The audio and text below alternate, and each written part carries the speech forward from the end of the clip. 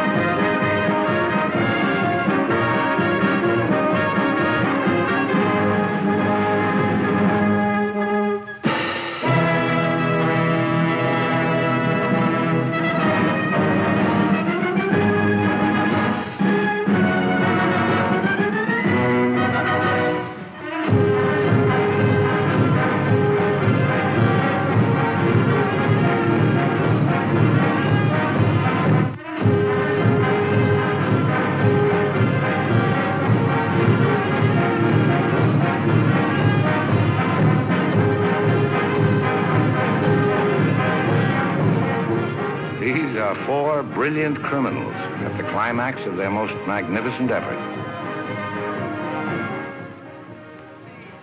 This effort began 6 months ago in Porto Vecchio, where we were all to board the ship for Africa. And they were my associates in a quest for uranium. An element not one of them knew the first thing about, except that they'd heard you could get dough for it. Big dough. Who? I mean, what do you suppose they are? Businessmen, does it matter? Well, if we're going to be on a small boat with them for weeks and weeks. I only said they might be fellow passengers. Harry, we must beware of those men. They're desperate characters. What makes you say that? Not one of them looked at my legs. Good morning, Mrs. Janrother. Good morning, Billy Boy. Care to join us in a stroll? Turn up the liver, sweat out the toxins, help nature to help you? Wouldn't dream of it. Really, Billy, you mustn't be so offhand with Mr. Peterson. If I were to treat him with more than common politeness, he'd misunderstand and try to push me around. Mr. Peterson is a bully. Billy, Huh? did you see this? That man in London has been killed. What man? Paul Van Meer, high-ranking official in the Colonial Office, was stabbed to death early this morning by an unknown assailant outside a club in Soho. This is the 3rd crime of violence to occur in that vicinity within the past month. What is it, Billy?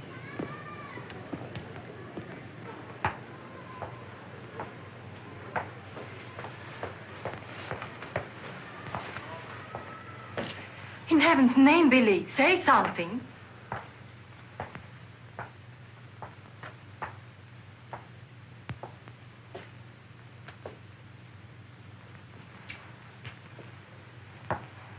You understand, of course, that Peterson arranged this. It seems there's been a lot of violence around there lately. I don't pretend to be a fool. But look, Billy, this happened early Tuesday morning. We'd all left London well before that. What about Jack Ross? What about the galloping major? But I thought he only stayed behind to get that phone call from Mombasa. If it came through, he'll be here this morning. Well? Don't get so excited. Don't jump to unpleasant conclusions. Jump, they might as well have drawn a map. Why was Peterson worried about Van Meer? What made him think he was dangerous? He was afraid Van Meer wouldn't stay bought. Afraid he'd get the wind up after we'd gone. Get visions of him trotting upstairs to his superiors, announcing I have certain information that certain persons have paid certain sums of money Don't talk so loud, Billy. to obtain illegal rights to certain mineral supplies. That Indian, that Raja or whatever he was, that you worked for in the old days, he killed a lot of people, didn't he? Ah, but he had a better style. Besides, he was out for a kingdom, half the size of France. What's the difference between that and millions of dollars? We must think of the future, Billy. This is our big chance. It may be our last. Except for Mr. Peterson, we couldn't even pay last night's hotel bill. Where are you going? Go to a cafe, drink a lot of Pernod, and listen to the band. You won't make a fuss, will you? It doesn't do to make a fuss.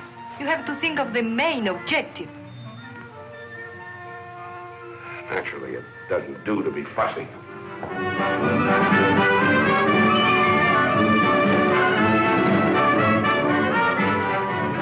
It's your move, Gwendolyn. Glasses.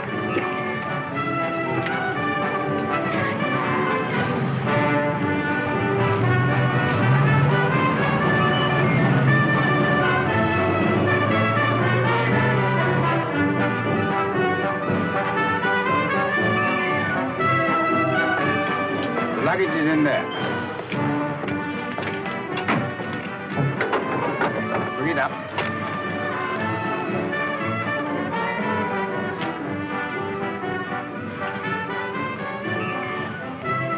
Harry, look, the desperados. Not quite now, Convict Billy. Hard liquor before noon. I'm celebrating. Celebrating what? The safe arrival of the Major. He came galloping in a minute ago looking tired but satisfied. I take it his mission was accomplished? Yes, well, it's getting on for lunchtime, gentlemen. I'll see you later, Billy. Your move, Gwendolyn. Gwendolyn, it's your move. Oh. Check. Last.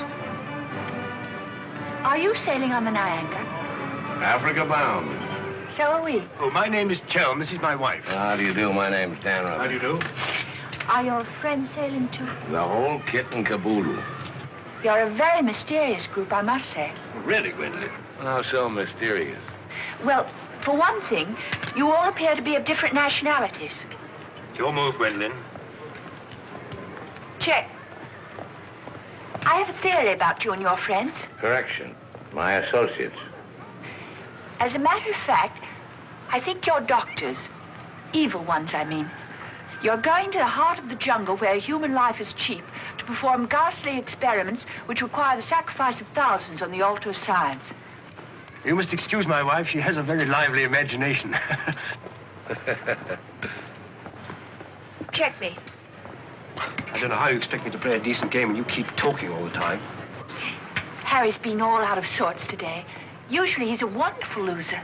Good morning, Mr. Danrada. I bring you the captain's compliments, along with the sad news that the sailing of the SS Niagara has been postponed. Now, look here. This boat is definitely, most definitely scheduled to sail at 2400 hours. Scheduled, Mr. Chelm, but not, I fear, destined to do so. Propeller gone, or is the captain drunk? Oh, of course the captain is drunk. But the real trouble is with the oil pump. Well, it's not good enough. Simply not good enough. Quite right, sir. But you're putting it too mildly. The present oil pump is no good at all. Well, how much delay does this mean? To locate, bargain for, purchase, and install a new one will require, I should say, more than a day, less than a fortnight. Utter, hopeless inefficiency. Probably it isn't the oil pump at all. Just making it an excuse to hang about and pick up extra cargo. Guns or opium? I wouldn't be surprised if she turns out to be a smuggler. What a miserable place to be stuck in. Squalid, fifth-rate port. Ever been in Fuerteventura before? No, I don't know this part of the world at all. Oh, I thought not. Otherwise, you wouldn't be so upset about staying. Magnificent country. Ruins to visit by moonlight, fine stretch of beach. Back there in the hills, one of the few spots left in the world where you can get decent food and drink. It's called the Blue Pavilion. I insist you give me the pleasure of having dinner with us tonight. Oh, that's awfully kind of you, but... Us? You and your associates? My wife and me. The committee? Oh, Mr. Chelm, I want you to meet a friend of mine. This is the Galloping Major. The committee wants you to toddle round. Okay. Right away. I'll be along. Better toddle. I said I'd be along. They don't like to be kept waiting. I'll lay on a car. We'll meet in front of the hotel at 6.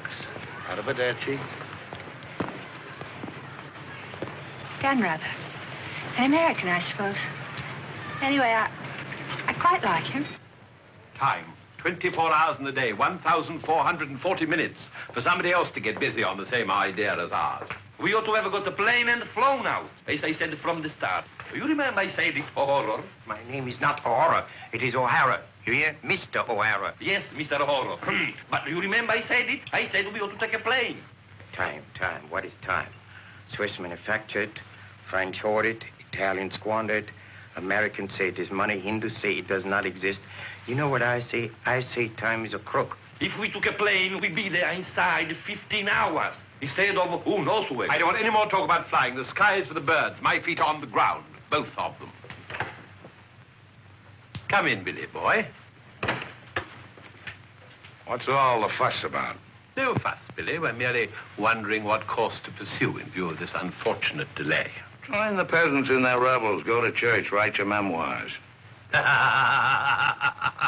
Very funny. I like an associate of mine to have a sense of humor.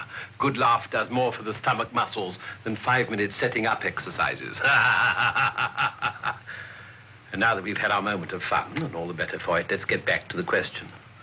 Doesn't this delay call for a cable to your friend in British East? Mustn't send cables. Can't you get it through your heads that the population down there has trained noses? They can smell a uranium deal like a cat smells fish. But aren't you afraid, Billy, that when our little party doesn't show up on the date you said, aren't you a teeny bit afraid that your friend might use this as an excuse to begin negotiations elsewhere? If my friend were looking for an excuse, you'd find a better one in the morning papers. What do you mean? I'm talking about the untimely demise of Paul Van Meer. I'm appalled, Billy. What an unwholesome opinion you must have of your colleagues to imagine that we... Look here, Peterson, you don't have to convince me of anything. You don't care what I think as long as I don't do anything about it. And I won't, unless you ever decide to sick that knife-happy little junkie on me. Watch yourself, laddie. Now, Jack, behave yourself. Sit down. For shame, Billy. I think you owe an apology to everybody in this room. And if you're half the gentleman I know you are, I'm sure you'll make it. As I was saying, Peterson, you've nothing to worry about. My friend won't pull out unless I tell him to. For purely venal reasons, that's the last thing I have in mind. Jack, give Billy a light.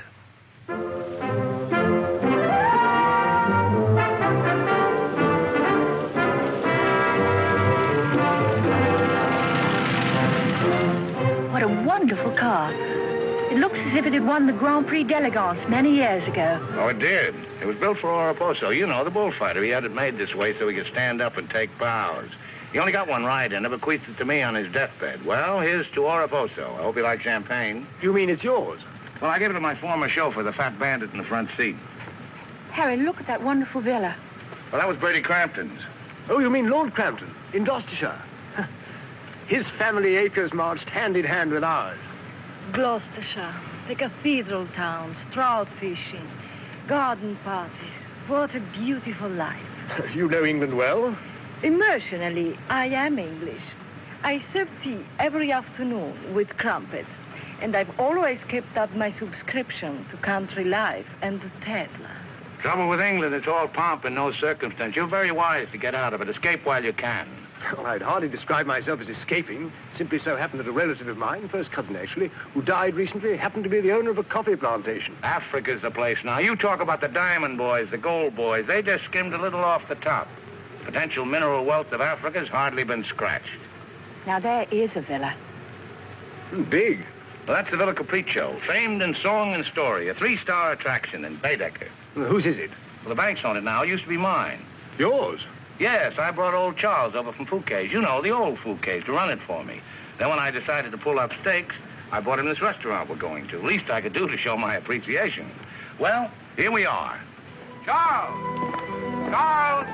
Wait here a minute while I rout old Charles out. He doesn't even know we're in this neck of the woods. Charles! Charles!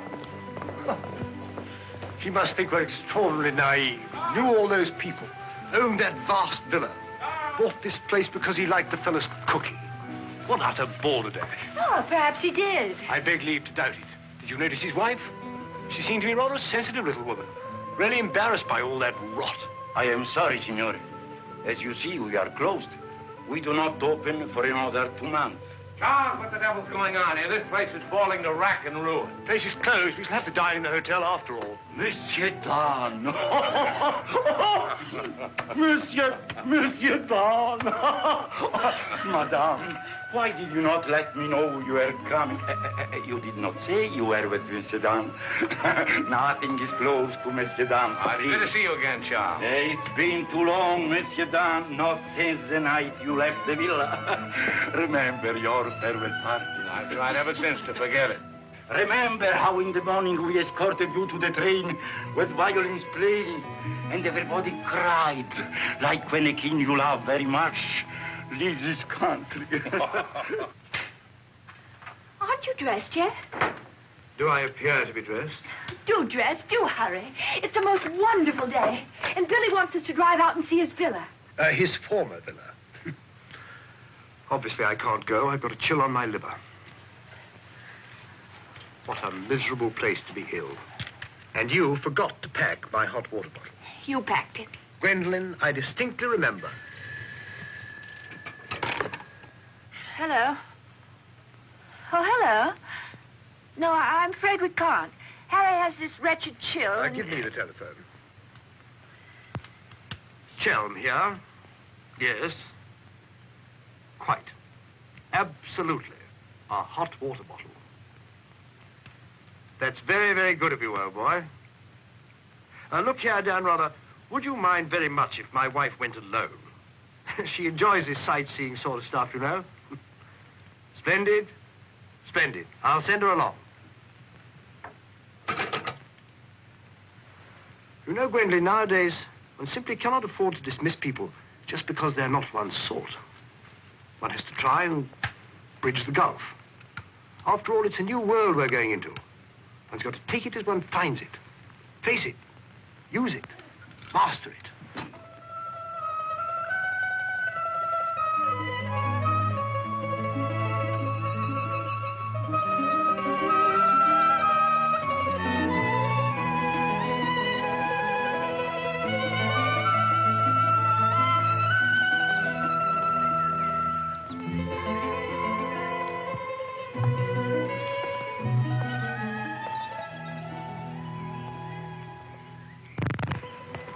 You know, I've seen Americans on the street and in the cinema, of course, but I've never talked to one before.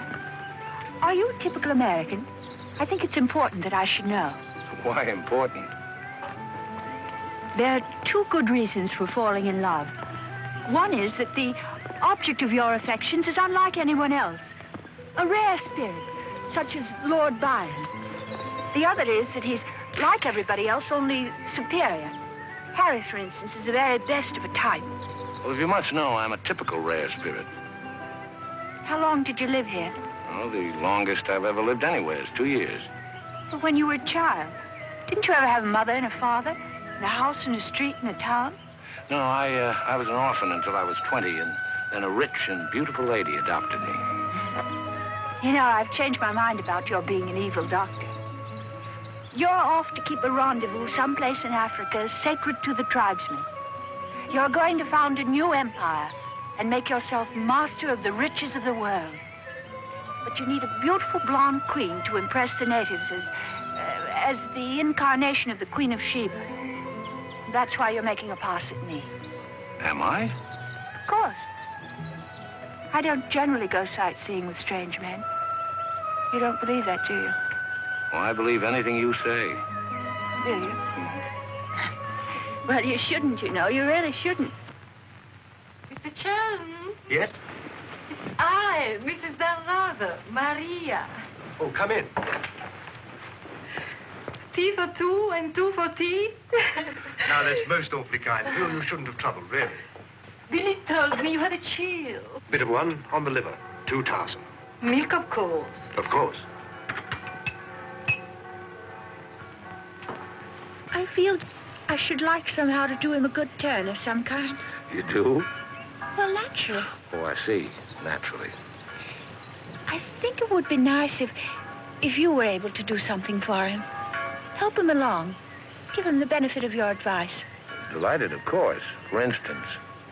Oh, something with business. He was very pleased with that tip you gave him on the way home last night about the gold shares. I've forgotten what I told him. What was it? I don't remember either.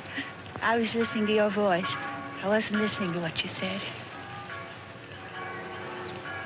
You see, if you were helping him, it would be so much easier for us to be together a lot out there in Africa. Was he any headed for business? Why, he's simply brilliant. I wouldn't have thought it. But of course he is. You don't suppose I'd marry a ninny, do you? If you imagine that Harry's simply going to Africa to plant coffee, you're very much mistaken. In point of fact, coffee is the least of Harry's interests. In point of fact, the land he's acquiring is extremely rich in certain minerals. Minerals which are indispensable to the production of atomic energy. Harry's land simply teems with uranium. Wouldn't surprise me to see him become the uranium king. So you see, my husband isn't such a ninny as you may have imagined. It might very well be worth your while to go in with him. The potential mineral wealth of Africa's hardly been scratched. Well, I was telling you last night. But of course, it's a well-known fact.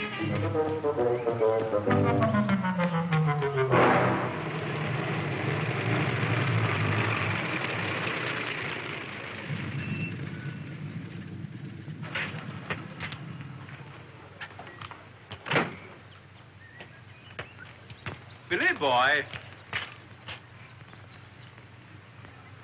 Had a happy day? Very. I'm so glad. What an attractive woman Mrs. Chelm is. Is that what you called me over to tell me? Who are the Chelms? They're English going out to British East. They have a coffee plantation. Any money in coffee? No, but there's a type of Englishman goes off to coffee plantations without caring whether there's any money in it or not. Relatives leave them coffee plantations and they go out to them. But why this sudden interest in the Chelm? I'd just like to know who's making friends with my friends. Well, now you know.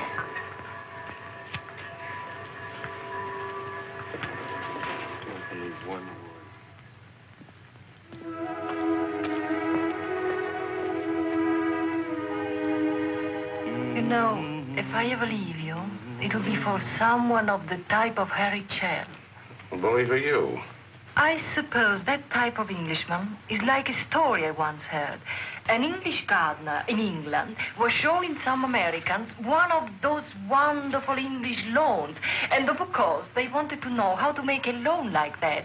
And this English gardener said... He said all you have to do is get some good grass and roll it every day for 600 years. I heard that story before you were born.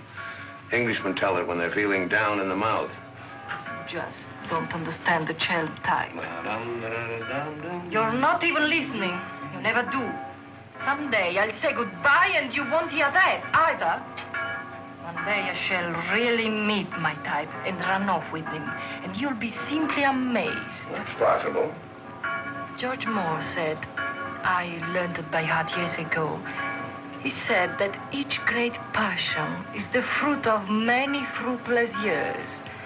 Judge Moore was a very distinguished English writer, you know. Except that he was Irish. Cheer up, sugar. If I make $1 million on this deal, I'll buy you an old English lawn, one we can roll up and take with us.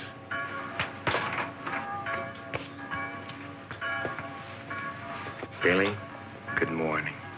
What's our wide-eyed Irish leprechaun doing outside my door?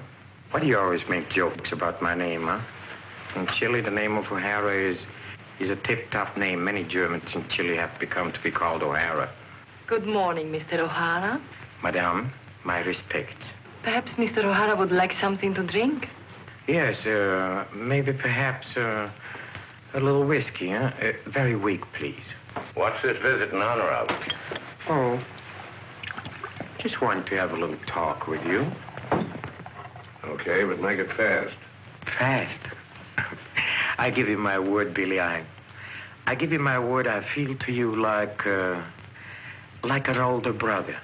Oh, it's not so much the difference of age. It's probably, yes, the reason is because I come from a culture which is so much older than yours in my country.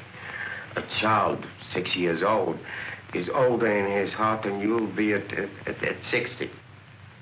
It smokes, it drinks, it philosophizes. At this rate, I'll be 60 before you get to the point.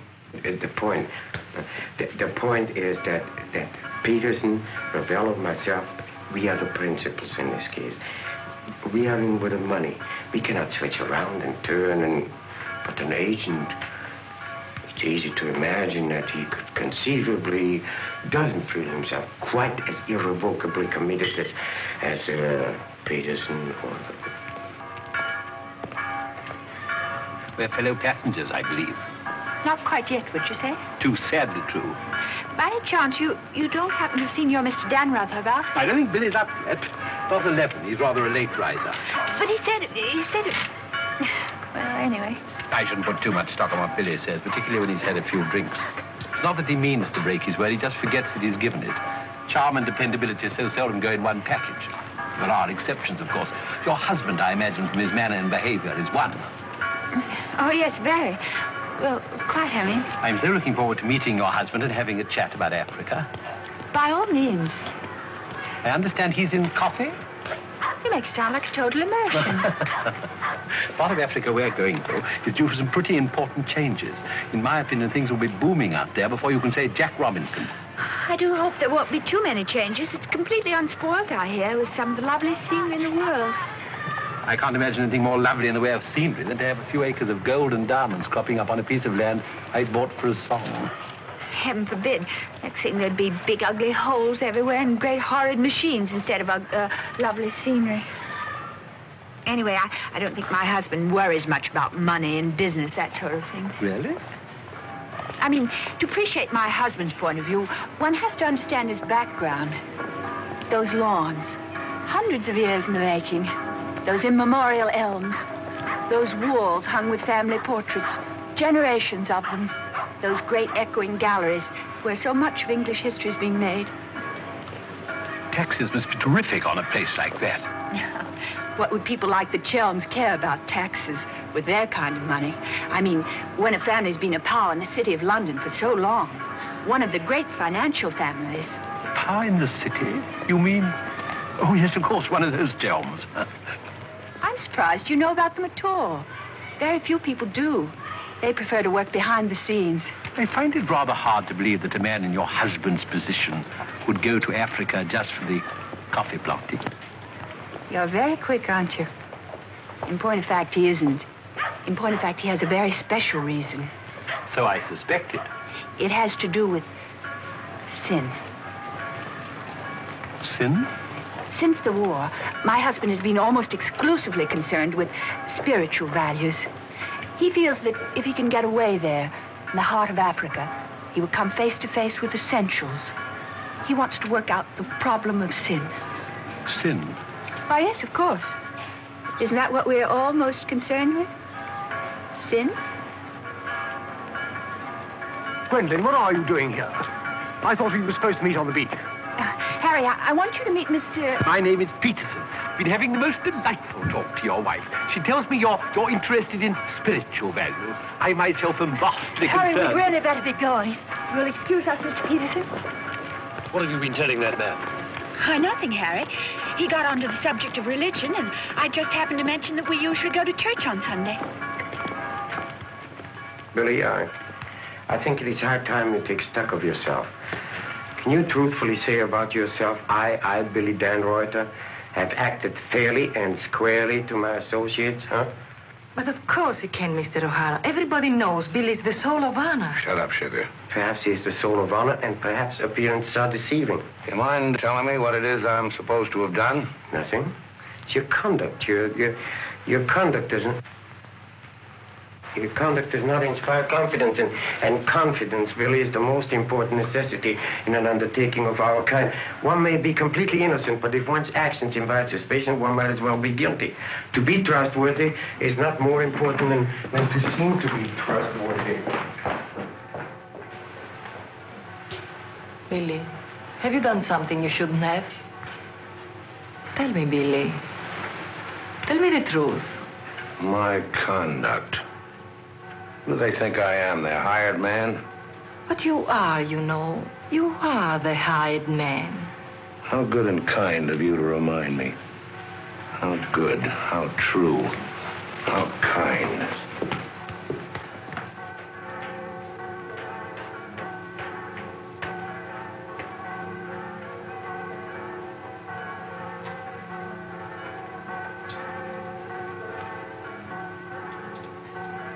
Oh, I say, Dan, rather good to see you. How about a drink? Well, Oh, come on, my dear fellow. Let me buy you a drink.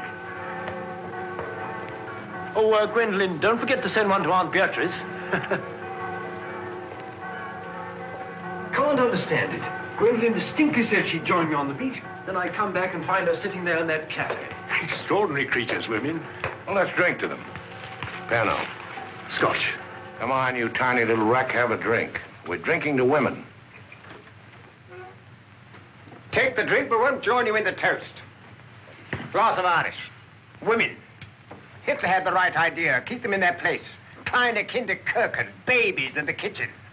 Say what you want to about Hitler, he had his points. Come. Look here. This generation's had its chance. Hitler, Mussolini, those are the men. Now is the age of the barbarians. The world's going up in smoke. I say, let it come, get it over with. Well, if you don't mind, I'd like another year or so of worry. Worry? Just 1 minute, laddies. I've just 2 or 3 words to say to you, laddies, and that's don't worry. Don't ever worry. I'm in a position to know secret information. The Rosicrucians, the Great White Brotherhood, the high secret orders. But you've no faith. You must have faith. Faith and power, secret power. Men who guard the trust from the deepest insides of the whatchamacallit. Mystic rulers, all one club, chained together by one purpose, one idea. Mankind's champions. Follow me, Billy? Oh, why, of course. This generation's had its chance. Hitler, Mussolini. I can't stand here and permit you... Are you interrupting me? Relax, Jack. Have another drink. I simply want to state that things don't happen to be what certain people imagine. An officer may find himself strapped for money, and he may undertake certain things which in other circumstances, no. Absolutely no. Absolutely. Absolutely no. In the old days, I should have simply told people of your ilk to buy their own drinks. Poor old Jack. I'll teach you. I'll teach you to insult an ex-officer of the Indian Army. Well, are you yellow? The bar. You're Major Ross? Right. Ross here. Right. Right again. Come along, the committee. Saved by the bell. I've never heard such rot in my life. Sin. Oh, sin. All I could do was to keep a straight face. No, I'm certain of it now. These are 2 very clever and dangerous antagonists. Sit here and help me close. But how could they possibly know what we're up to? Great interests like the Chelms have ways and means. Yes, and I'm convinced they're out to get us even before we get started. We must get ahead of them. Time has entered the picture in a new way.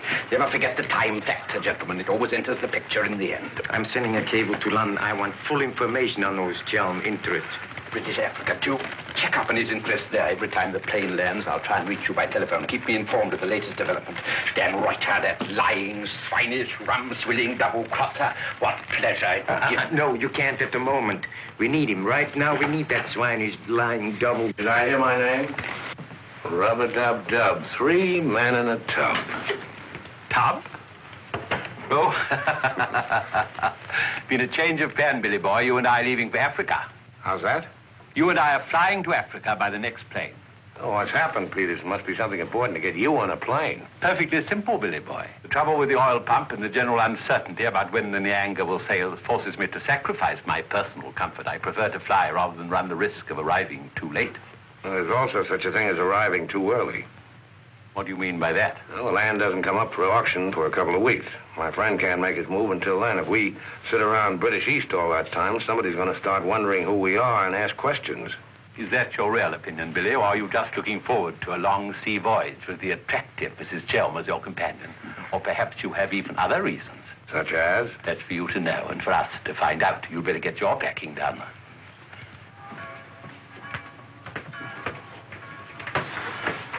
Billy?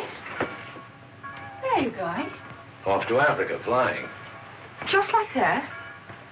Weren't you even going to kiss me goodbye?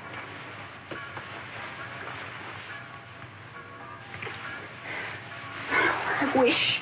Don't say it. What? That you wish we'd never met. You'll be coming on the boat, and in Africa we'll get together and... I think I hate you. Letting those revolting men order you about. Don't deny it, I've watched them. They treat you like a servant. They say, hop it, and off you hop. I know what it is. They have a hold on you. Some black secret that could ruin you. What makes you think that? No, it happens all the time. My old Spanish nurse told me that half the people in the world would be ruined at once if everyone told what they knew. But couldn't you have them done away with? I mean, you must know plenty of people who could bump them off. It probably cost a good deal, but it'd be worth it, certainly. Well, it's not impossible, except that afterwards I wouldn't have any money. This way I stand to make a lot. Millions? Maybe. Then perhaps your connection with those men isn't quite so undignified as I thought. Those millions, would they be pounds or dollars? Well, either way suits me. No, that's very careless of you. The state of the pound is so uncertain. You must think in terms of hard currency. Maybe I should hire you to handle my affairs. You could do worse. I'm awfully intelligent, really. Come along, Billy boy. The car's waiting.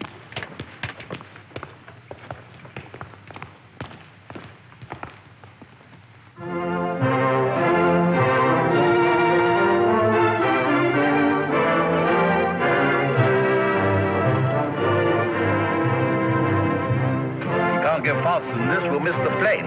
Press on! Press on!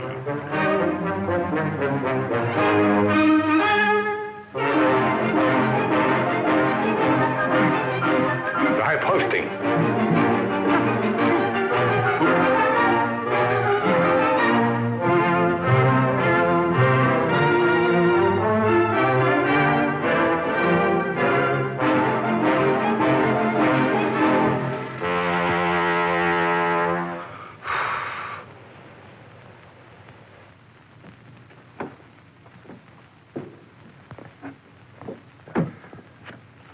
Bisogna spingere.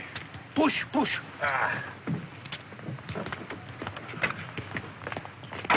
Come on. 1, 2,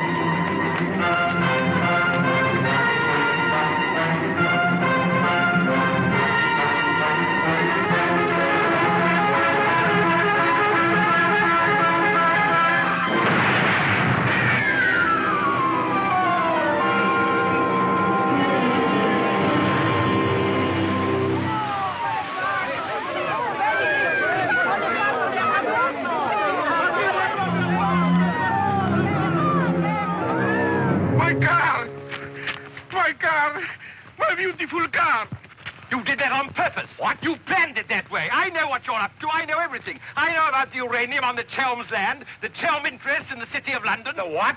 You heard me, the Chelm interest. I take it your information comes from a reliable source. It does, from Mrs. Chelm herself, in fact. Ah, magnificent.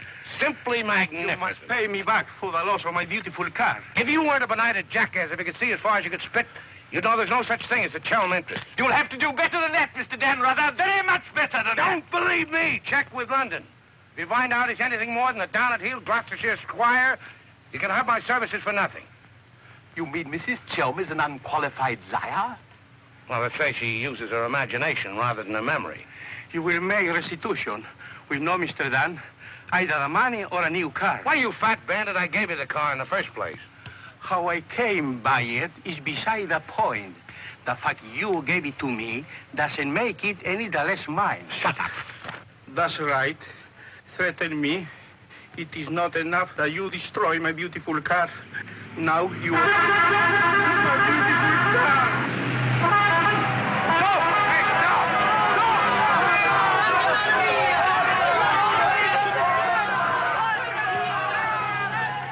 More than anything, I want Billy to make a grand success out there. Oh, as you care so much about money, I should have thought you would have left Billy for some rich man. I shouldn't think Billy would mind, really. I mean, neither of you are in love or anything. You are a strange girl. Of course I love Billy. Actually, I adore him. And Billy loves me very, but very much. That's why I trust him with his little unimportant amours. And what does he say about yours? But, darling, all husbands like their wives to seem attractive to other men. Be sure you explain that to Harry. I'm going back to the hotel.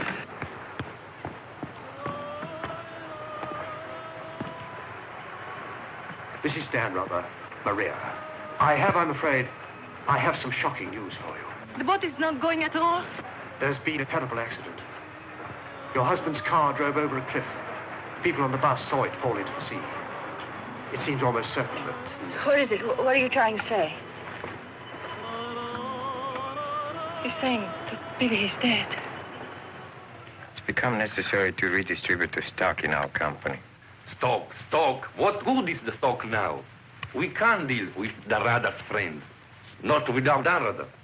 All the effort, the money, everything went over the cliff with that car. Ravello, you forget the English are very sentimental people. I tell you, there is nothing that Billy's friend will not do for his widow. And in black, she's a very touching figure. Poor Maria, you really have had a wretched time of it. You are very understanding. If only there was something I could do. Just now, if you could bring me an aspirin. I have a headache. Don't move. Just you wait there. I'll be back in a moment. Mussolini, Hitler, and now Peterson. A great man, a great loss. I'm going upstairs and reading my Bible. Why all the clothes? Maria has a headache. What's the matter with you? Go away. My dear girl, I'm as sorry about Dan rather as you are. But after all, it isn't as if he was one of our oldest friends. I was in love with him. He was a very pleasant acquaintance. What did you say? I was in love with him. Really, darling, have you no control over your romantic fantasies? I loved it. Can't you hear me? I love you. Oh, rot. You're just dramatizing again. By George, you were right, after all. I did pay it. Oh, what shall I do? I feel so I were drowning. He's dead. He's dead, and I'm left in a fool like you. I tell you what to do. Have a bit of shut-eye. You wake up in an hour feeling your old self again, and there'll be no more silly stories about falling for a middle-aged roustabout. So? Oh, please go away. I'll just take these to Maria.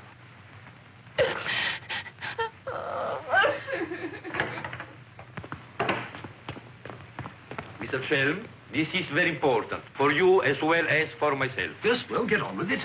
There is now an opportunity for you to secure enormous profits with virtually no risk. I want to beat about the bush. Our purpose in going to... For you as Billy's widow, it will be very easy to persuade his friend in British East, and for capital, we have Chelm. Quite evidently, you've been misinformed as to my interests.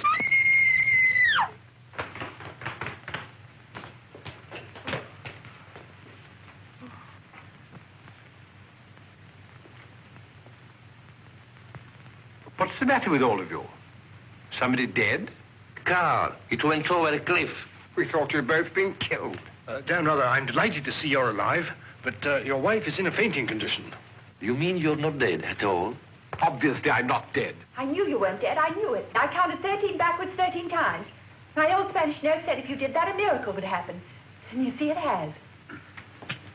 Ladies and gentlemen, I bring you the glad tidings.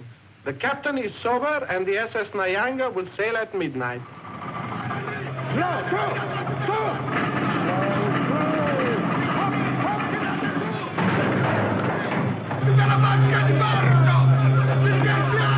I can't see it anywhere. What can have happened to it? My dispatch box, where is it? A black tin box this size. What have you done with it? Guardi che la sua valigia gliel'ho messa in cabina. I told you to take the most particular care of it. I shall not go on board till my dispatch box has been found. Having trouble, Chell? I think that I can't cope with myself, thank you. È la seconda volta che glielo dico. La valigia gliel'ho messa in cabina, è inutile che insiste con me. Says he put it in your cabin, whatever it is. Idiot! Why didn't he say so in the first place? Say, look. What's happened to Harry? He's been giving me the fisheye all evening. Oh? What is it? Perhaps it's because when I thought you were dead, I told him I was in love with you. You what? I couldn't help it. It made you seem less dead. And? Oh, he didn't believe me. He thought my nerves were upset. Sort of delirium. He thought it quite a joke. The idea of my inventing a love affair with a middle-aged roustabout like you. That's what he called you. Well, now that I'm back in the flesh, you'll begin wondering about that delirium of yours. I suppose seeing you alive is different from thinking of you dead. You're just great cooped up on that tub with a suspicious husband. Billy.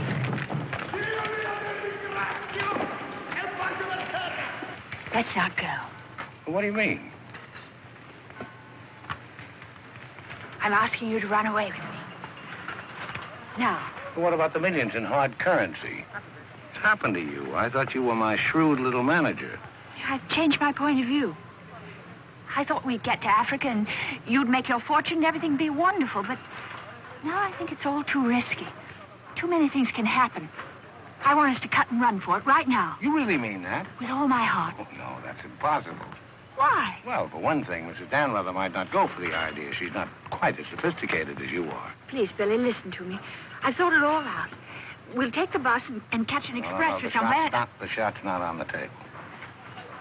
You're not in love the way I am. If I loved you 1,000 times more than you say you love me, it still wouldn't make any difference. I've got to have money. Doctor's orders are that I must have a lot of money. Otherwise, I become dull, listless, and have trouble with my complexion. But you're not like that now, and you haven't any money. It's my expectations that hold me together. You really mean that, don't you, darling? Sure, I mean it. And your main reason for wanting lots of money is so that you'll be ever so attractive and I'll love you more and more. That's right, baby. I'll help you, Billy. I can, too. I'm something of a witch. My old Spanish nurse said I could have been professional. We don't look now, but they're raising the gangway.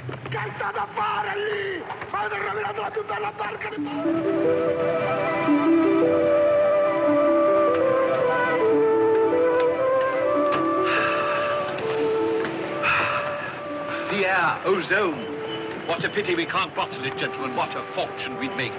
Neptune's mixture. Now breathe deeply. Remember, every breath is a guinea in the bank of health.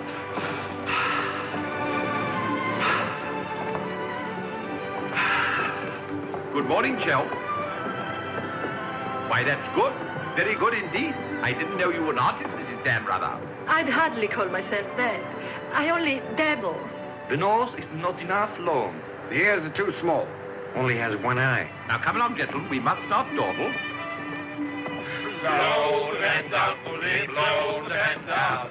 Blow, blow, blow the man down. Blow the man down, baby, blow the man down. Good morning, Mrs. Chelm. Let's hope she breaks her neck. Blow the man down, bully, blow the man down. Blow the man down, bully, blow the man down. Blow, blow, blow the man down. Blow the man down, bully, blow the man down. Give me some time to blow the man down. Mr. Peterson? Mr. Peterson? Radiogram.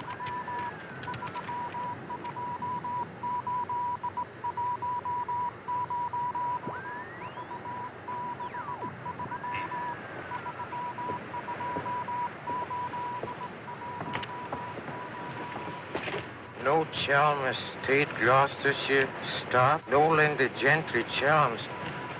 What do you make of that? He's not a Gloucestershire squire. Like Billy said. Just as I was beginning to take Billy at his face value. But if he's not what Billy said, then what is he? We are at sea again, gentlemen, in more ways than one. Mystery, more mystery. Billy is a liar. Heaven only knows what Chelm is. CID, maybe. You borrowed my thought. What to do? What to do? The time has come for direct action. You remember last night when we came on board? The fuss he was making about his dispatch box?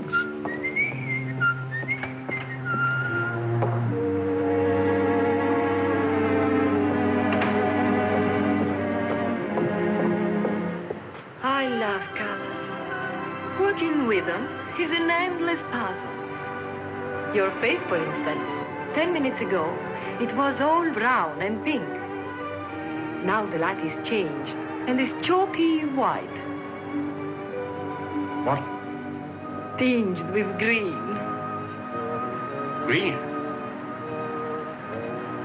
It must be getting rough. Just a little. Don't break the pose. I don't feel very well. I think I'll go below and take a pill.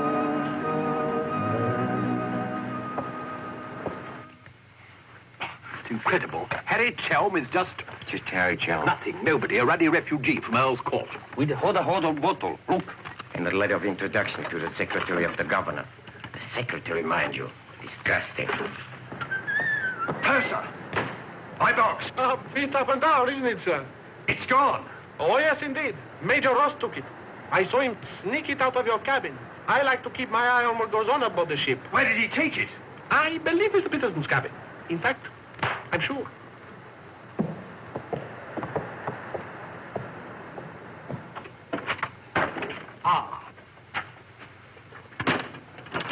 And now may I ask what explanation you have to offer?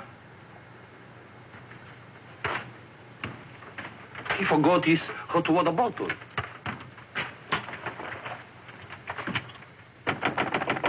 Billy. Come in.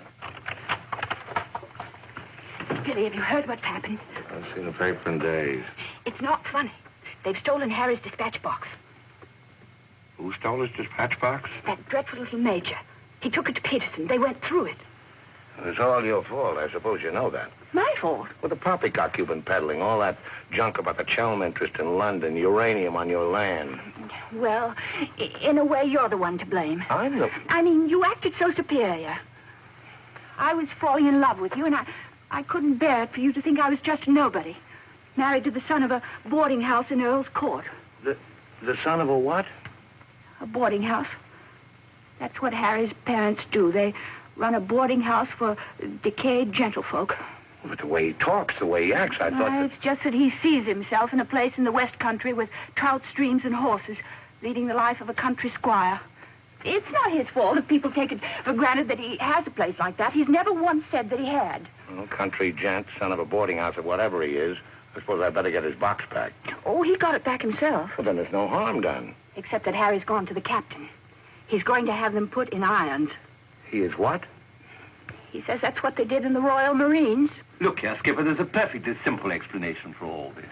I happen to own a dispatch box which is very similar to Mr. Chelm's. When I didn't find it in my cabin, I asked Major Ross to see if it had been stowed away somewhere else by mistake. The Major found what he thought was my box in the saloon with some other luggage. The box has been in my cabin ever since we sailed, under the berth. As soon as I saw the box, of course, I realized at once that it wasn't mine. I simply opened it to find out to whom it belonged so that I could return it to its rightful owner. I can't conceive why this gentleman should imagine I should be interested in a box containing patent medicines. I'm not a hypochondriac. Purser, tell the captain exactly what you told me about the box. Why, sir, you asked me whether I'd seen it, and I said it might be the one I'd seen being carried along the passage by Major Ross. You distinctly told me that you'd seen it being taken from my cabin. Oh, you must have misunderstood. You were rather ill at the time, if you remember, sir. That's all, Purser. He's been bribed. He's in league with these criminals. Just a case of a misunderstanding. That's how I look at it. Now, what about a little cognac? To wash away any ill feeling. I don't care for a drink. And let me assure you that this matter is far from settled. While rifling through my personal effects, I feel certain that you must have noticed I had a letter of introduction to the Secretary of the Governor. I suspect he'll be much more interested in what I have to say than this gin-soaked so-called ship's captain. You mind your tongue! Any more else? The other one I put in irons. As far as I'm concerned, this is a close incident. You've got your box back. Why don't you forget the whole thing? What possible interest do you expect the Colonial Office to take in? On the contrary, I expect them to show considerable interest in a gang of crooks who are trying to swindle the country out of vast uranium deposits.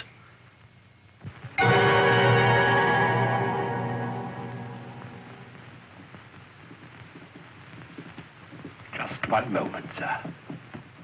What leads you to believe? This gentleman obviously hasn't seen fit to inform you that during your supposed demise, he attempted to lure me into your nefarious venture. Unfortunately for you, he acquainted me with all the pertinent facts. Facts which I intend to communicate to the proper authority at the very earliest opportunity. I thought you were dead. That's what they told me. Everyone told me you were dead. And if you were dead, we head to a fresh capital. Didn't we? You, Ravello, my own partner, sneak up behind my back and try to cheat me. The milk's spilt. It's no good crying over it. Get after him, Billy. Calm him down. Talk to him. See if you can't get him to change his attitude. I'll try, but I don't think it'll do any good. I don't know why we have to worry about Chelm's attitude. Talk's no good. Conversation never convinced anybody. I say put an end to words. Shut up, Jack. Time factor has entered the picture again. This time, fortunately, it's working on our side. 2 weeks before we reach port. That should be plenty of time to convince our friend, Chel. I beg you, please end all this trouble. If things go on, either you will be done away with before we ever get to Africa, or you will leave and denounce Peterson to the authorities, and that will be the ruin of all my plans and hopes. In the long run, you'll do much better to get clear of these people. They're thoroughly undesirable. The long run. I'm tired of the long run. I am not even thinking about them or about myself. It's only you that concerns me, Harry. No need to worry about me. Ever since I met you, you fill my thinking. You are becoming an obsession. Don't you understand, Harry? I am deeply in love. Maria. My dear.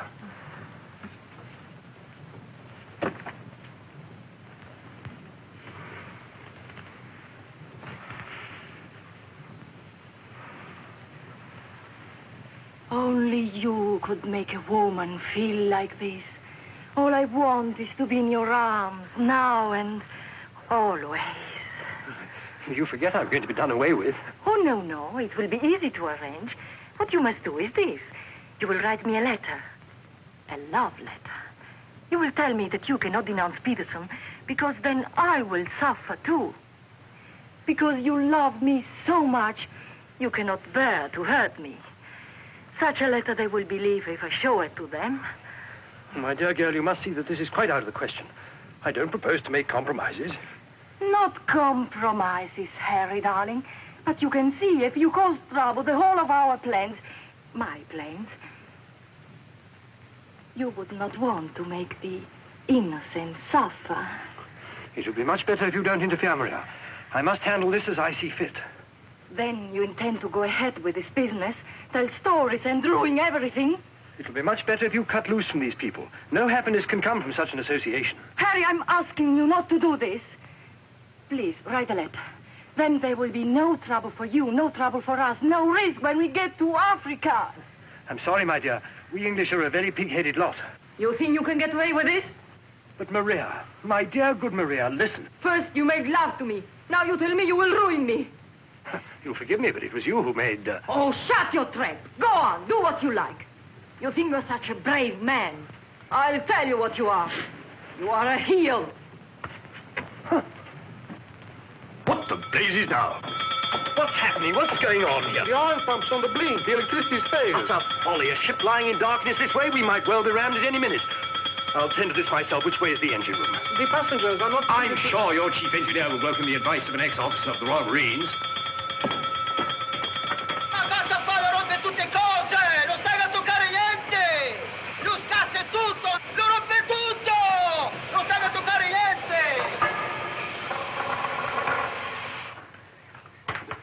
Look here, you fool. Are we simply abandoned to our fate? I insist on something being done. For instance? Well, give out the lifebelts. Organize the boat drill.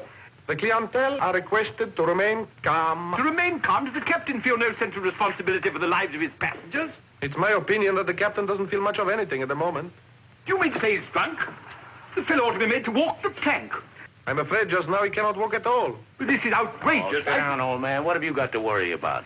We're only adrift in an open sea with a drunken captain and engine that's liable to explode at any moment. Perfectly ordinary situation.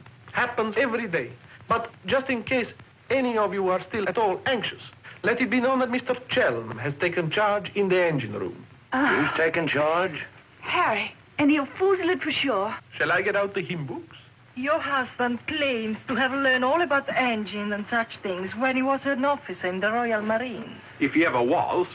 In point of fact, not only was he an officer, but he once won a medal for jumping into a sea of fire to rescue someone. It's only a bit of wreckage, not a man, but that wasn't Harry's fault. Just a slight error in judgment.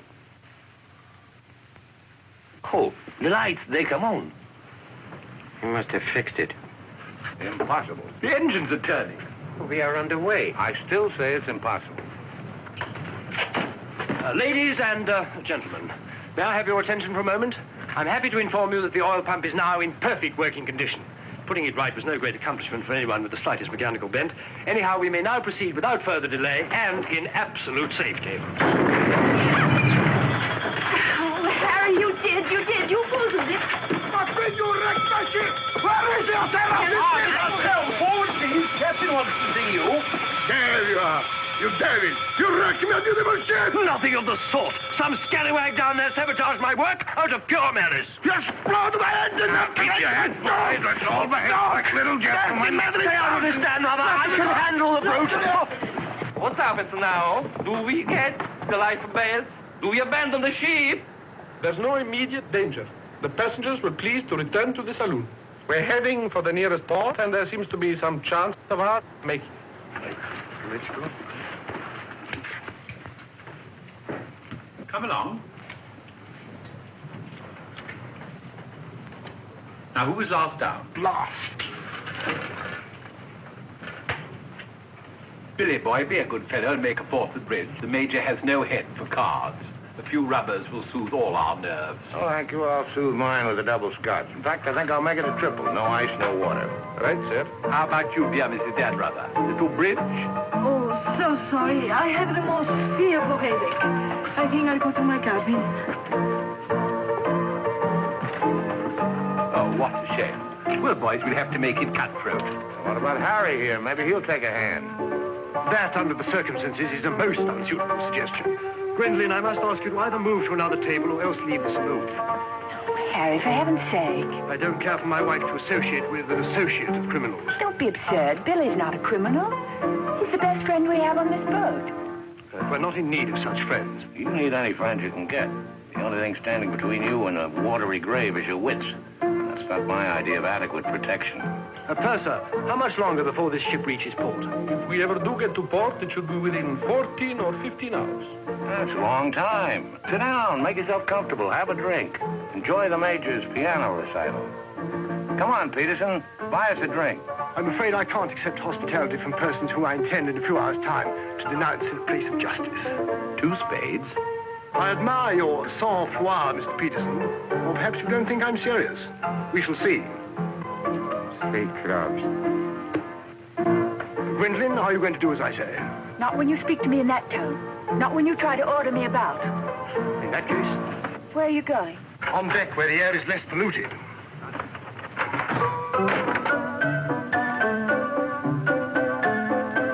Sir, 4 tonics. I think you'd better go after Harry. Why should I? If he's going to be so childish and unreasonable. Take my advice, go to him, stay with him. I suppose you think we should keep up appearances. The loyal wife at her husband's side. No, Billy. I'm experiencing something that is rare and beautiful. And I shall not deny it, either by word or by deed. I love you. Let the whole world know it. I love you, I love you. Yeah, well, keeping up appearances isn't exactly what I meant. Then why do you want to send me tagging after Harry?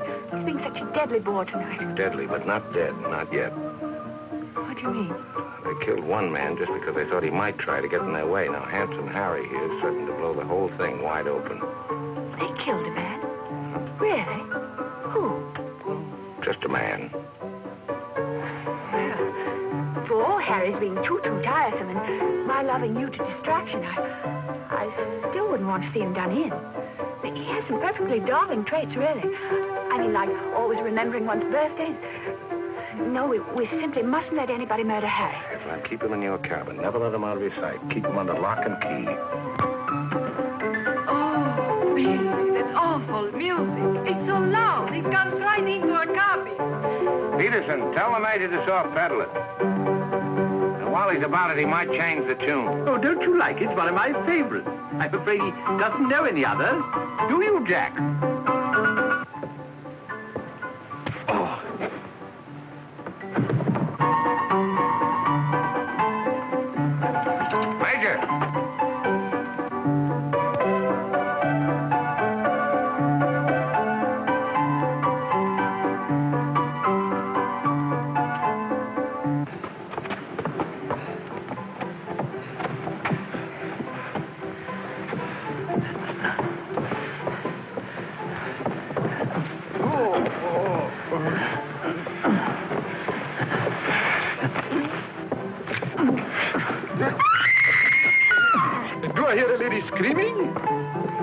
one down.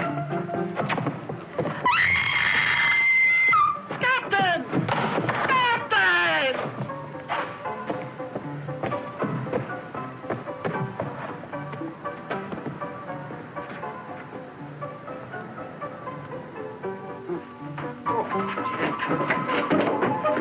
What happened?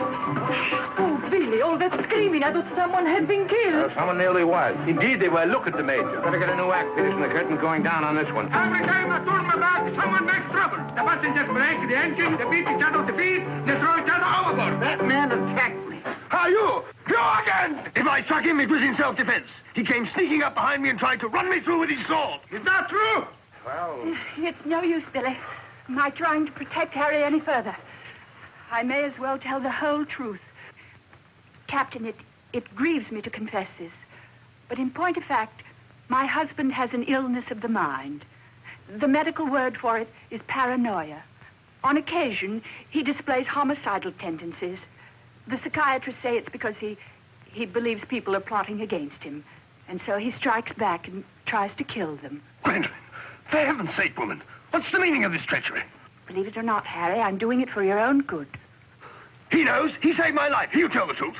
I wouldn't contradict the lady. You wrecked my ship! You tried to kill the passengers! But I never stayed first on the ship. That's why you're against me. Let me go. I'll kill a lot of you. I warn you, Captain.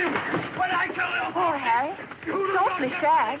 We've tried everything to cure him. Take your hooligans out of this. How dare you lay hands on me? You hooligans! I'll have you put in irons. You'll be the ones in irons. Good, good. We'll have no trouble from you. Scum! Mongrels! I'll bring you to book! Every one of you! Every man jack of you!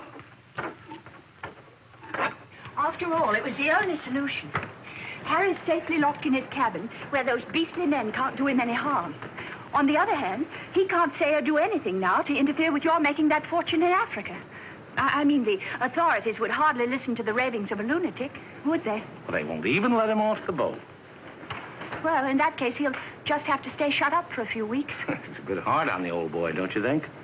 Yes, but after you've amassed all those African millions, we'll make it up to him. We'll buy him a country place in Gloucestershire with some rough shooting and a trout stream like he's always wanted. Maria will marry him, perhaps. She seems to have a very real feeling for English country life. And everybody lives happily ever after. Especially us, Billy. There's the abandoned ship. What's going on? I believe, sir, that we're sinking. What? Station, everybody. Broken like this. We're sinking. Harry! Harry, open the door! You must! The ship's sinking! Get back.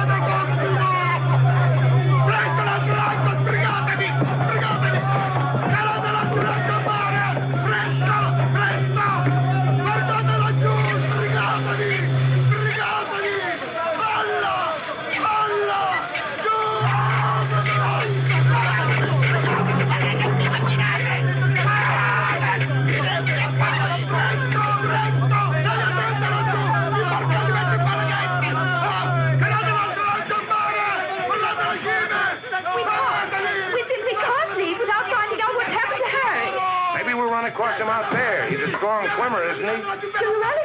I don't say we will, but it's possible. Anything's possible.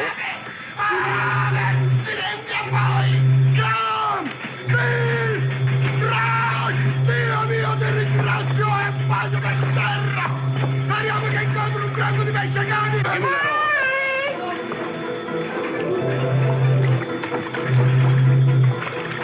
Harry!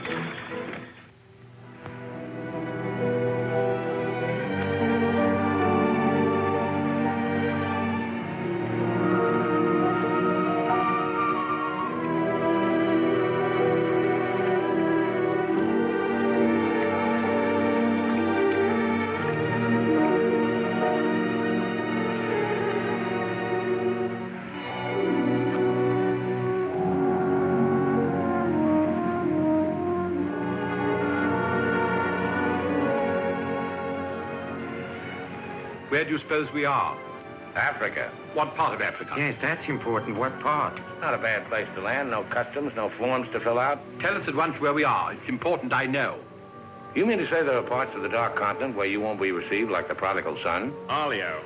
What's that? Olio.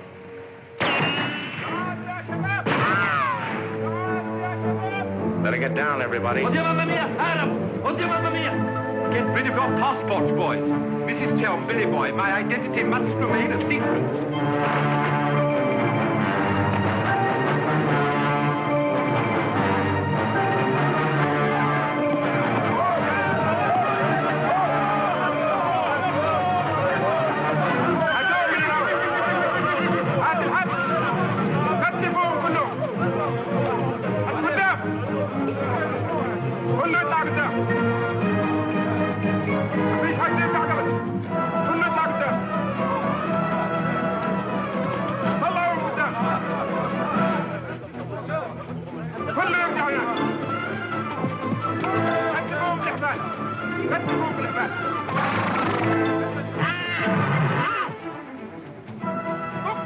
Olio, what's that? It was a company that sold arms to the Arab legions. Wait a minute, that rings a bell. Some of the equipment we sold them was defective. Been too long under the water in the Gulf of Leyte. The Arabs claim they lost the war because of rusty guns and dud ammunition. For heaven's sake, be quiet. If you go on like that, I'll see you drawn and quartered. يلا فيتا فيتا فيتا راجع انت فيتا فيتا يلا امشي فيتا فيتا يلا تعال الغد يلا يلا. Are you going to allow them to bully you in this way? Why, it's simply... Shocking. Harry wouldn't have let them do it. He had a sense of dignity. I have a sense of survival. Billy, what is going to happen? Do you think they will torture us? Just let them try it. I'm a British subject. I wouldn't say it too loud.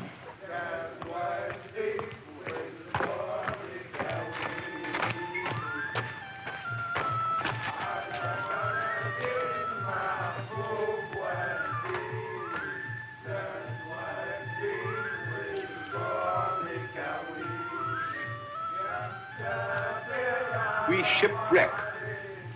Big boat, go down. Bottom ocean.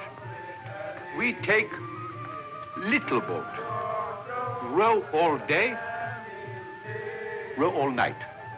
Savvy? There's only one way to deal with these swine. Walk up to them and kick them in the belly. Show them who's boss right away. We sight land. Your land. Praise Allah. Come ashore. Suddenly, boom, boom, boom. No good way to treat shipwrecked people. You will please to hand over your passports.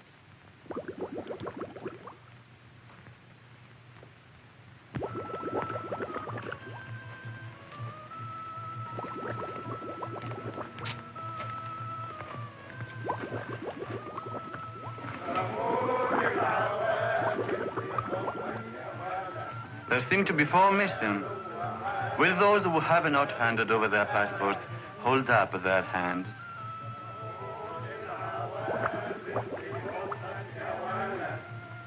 All left on board ship, Your Excellency. A terrifying experience. An incompetent crew, a burning ship, put overboard in a small boat at dead of night. What was the name of the vessel? The SS Nyanga. She's a Portuguese ship. I will investigate whether such a ship has been reported lost at sea. Well, does it stand to reason, Your Excellency, we should come to this shore in a small boat if we'd not been shipwrecked? Our country is in a state of unrest. Oh, I am sorry.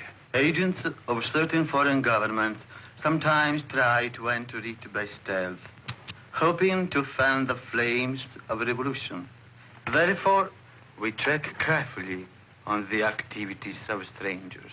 But surely, Your Excellency, in our case, one look is sufficient to convince you of our innocence.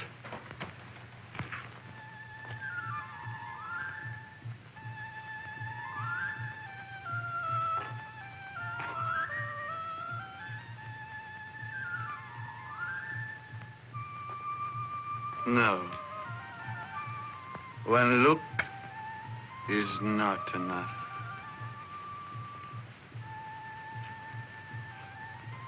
If you think we're the enemies of your country, the logical thing is to boot us out.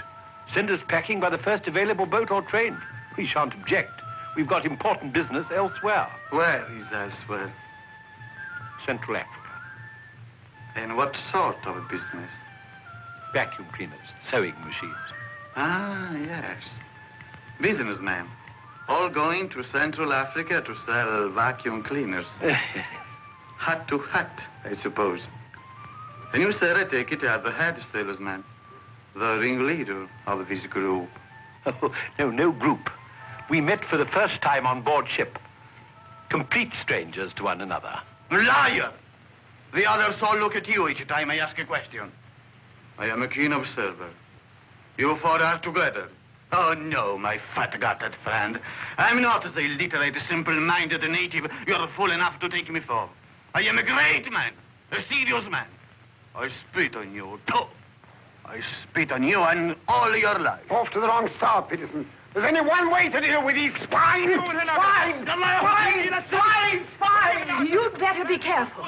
My husband, my late husband, who was drowned in the Niagara disaster, happened to be one of the most important figures in the British government, Sir Harry Chelm. In point of fact, we had letters from the Prime Minister and the Queen telling everybody to be particularly courteous to us and our friends. So you see, if any harm befalls us at your hands, it will become a major international incident. Would you instruct that one that in my country a female slave may move, but her words are not heard?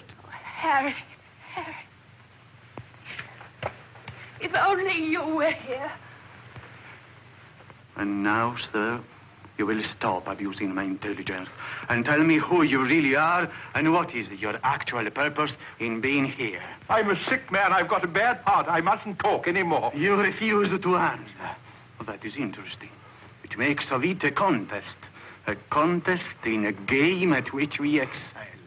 We of this country have had 4,000 years' experience in asking questions and getting answers. Who are you? Why are you here? Don't hit me again. My heart. I have an attack.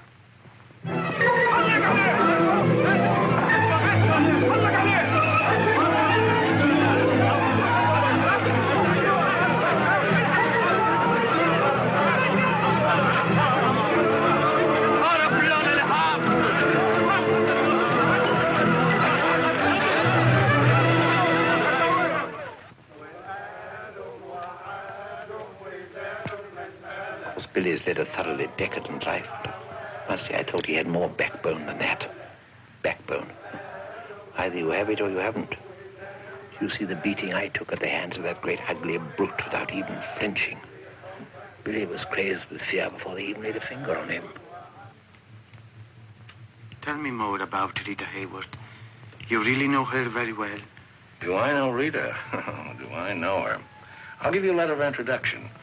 She'll fall an immediate victim to your charms. You really think so? Oh, but certainly a man like you, suave, intelligent, darkly handsome. You have everything, Ahmed, except money. And if you'll listen to me, a boat will be placed at our disposal, a very slow boat, so that Fat Gut's check will have plenty of time to clear. And you will trust me for your share? Does one man of the world ask another to trust his own brother? Oh, no, Ahmed. You'll give me a check for half. Your demands are very great under the circumstances. Why shouldn't they be? Fat Gut's my best friend. I will not betray him cheaply. You are certain that you are the friend of the peerless Rita? Come, Ahmed. Line back to business. Very well. 50-50. Oh, by the way, Fat Gut's nature is noble like ours. He might try to bargain. I do not bargain with a puffball like that. It's beneath my dignity. It'll be dawn soon. The correct hour for a firing squad. But if we have him shot, what about the money? Well, I was just thinking that if he heard a volley at the psychological moment, he might not be so inclined to haggle. I believe you must have Arab blood. Westerners are not usually so subtle. يلا يا علي نمسك الراجل الثخين. يلا بينا. يلا. Look, Halamite. Look, Halamite. are you taking me? I won't go. I demand to see a doctor. Would you say that in Paris, among smart people, the Rolls-Royce or the Cadillac is considered more chic? Well, that's no problem at all. A man in your position should have both. Ah.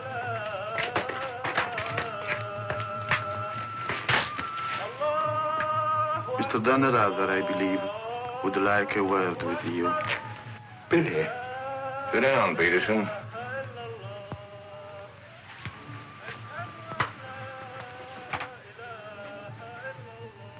I've been talking to Ahmed here, and he's made the phone.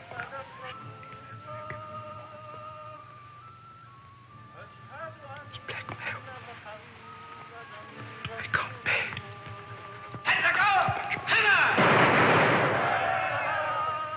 What was that? Paris, but it's execution day. Will he take a check?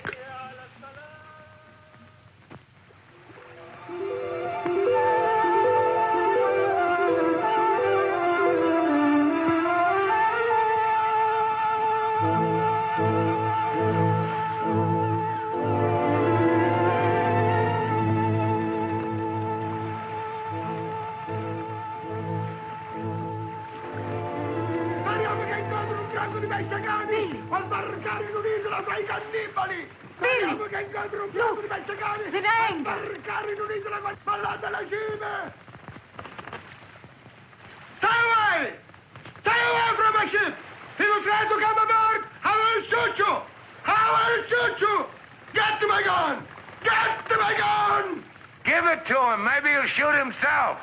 My gun! My gun!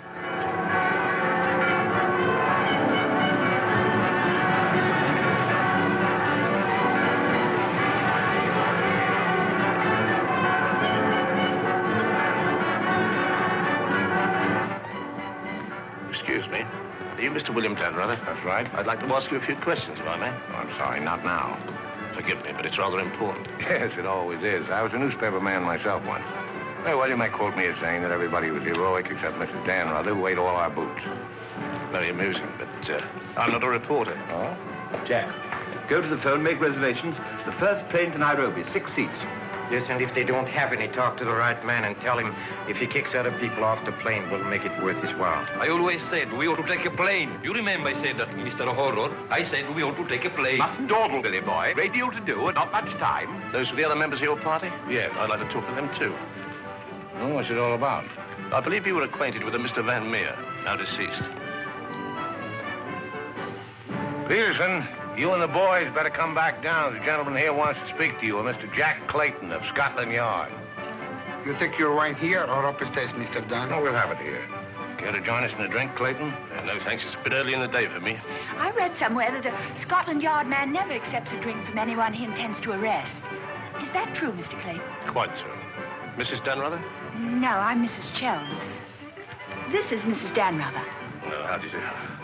Well, I wouldn't dream of alarming you lovely ladies, so perhaps I'll have a glass of bubbly after all. Peterson, how do you do, sir? How do you do? Ravello. And, Mr. O'Horror. O'Hara, Julius O'Hara, delighted. No, I'm the one to be delighted. It had begun to look as though I'd never catch up with you people. That would have been a bit embarrassing.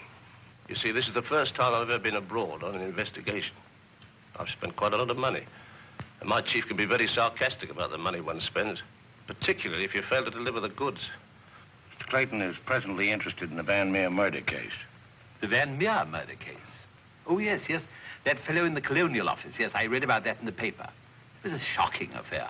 According to Mr. Van Meer's appointment book, Mr. Peterson, you had lunch with him at the Savoy a few days before his death. That's quite correct. Mr. Van Meer was an expert on African matters. We wanted his advice about affairs in British East. Do you recall the subject under discussion? Vaguely. Crop yield, the native labor situation. Inches of rain. Vaccination, shorts. How long did you know Mr. Van Meer? Oh, a couple of months. We met half a dozen times. Did he ever make mention of any enemies, business or otherwise? Did he say anything about romantic attachments? I mean, did he name any women? No. I should have been very surprised if he had done. Mr. Van Meer struck me as being every inch a gentleman. Oh, of course. Well, that's all. Unless somebody has anything further to add. I have. I think you ought to know that the business of one of these businessmen is murder. I beg your pardon. Major Ross, I mean. I can't guarantee Major Ross murdered this Van Meer person. I assure you, however, he attempted to murder my husband with a long, thin dagger, which he always carried about in what looked like an innocent swagger stick. Go on, Mrs. Chelm. You see, Major Ross is employed by Mr. Peterson there to do his dirty work. One might say he's a professional killer. My husband found out certain things about Mr. Peterson. Things in point of fact that are a matter of empire, involving, as they do, a plot to exploit our kingdom's uranium resources. And that's why Mr. Peterson decided to have him done away with. Don't run away, Mr. Peterson. That's always tantamount to a confession of guilt. Tantamount is what I call it. More champagne, Clayton? No, thank you.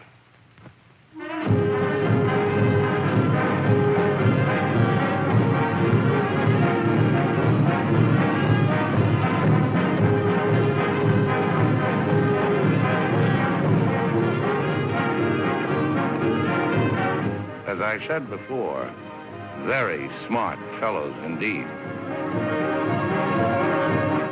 Should you ever think of me in Earl's Court, that's where I'll be, helping Harry's parents with the lodgers.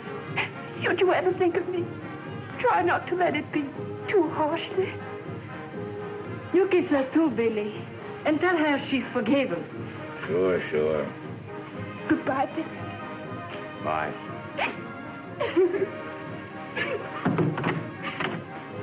For Mrs. Chelm, just came on the ship's wireless.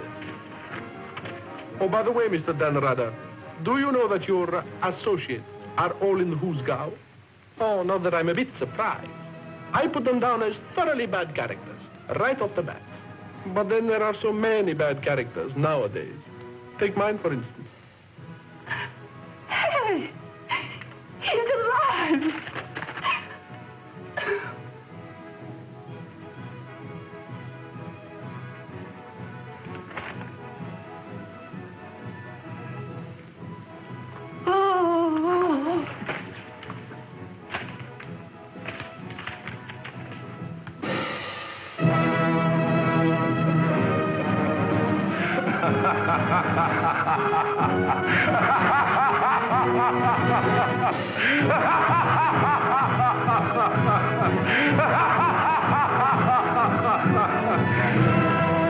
Oh, this is the end.